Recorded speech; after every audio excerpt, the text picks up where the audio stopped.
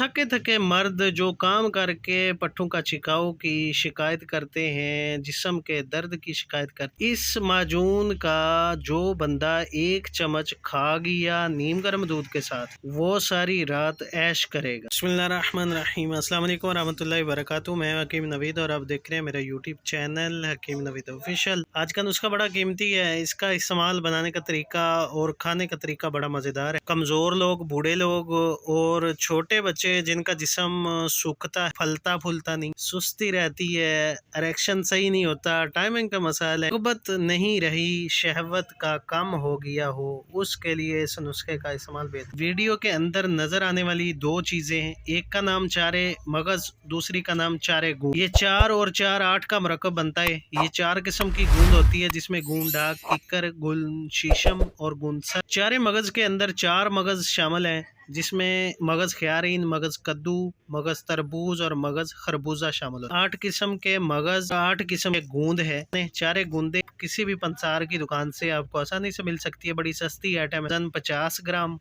ग्राम ही लेने हैं जी चारे मगज। गूंद की डलियां लेकर 1 चम्मच फ्राई पैन में डाल के गूंद को साबत ही भून लें। भूनने के बाद इसका पाउडर बनाकर रख लें।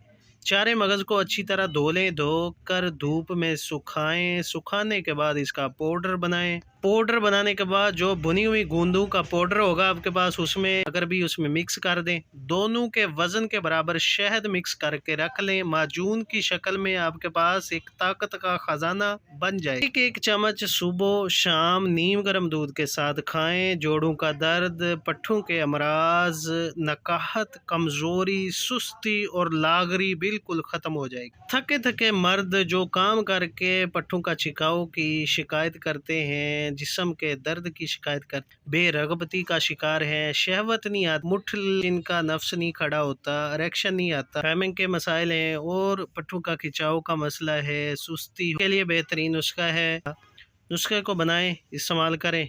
तो मिलते हैं नेक्स्ट वीडियो में। अल्लाह हाफिज़।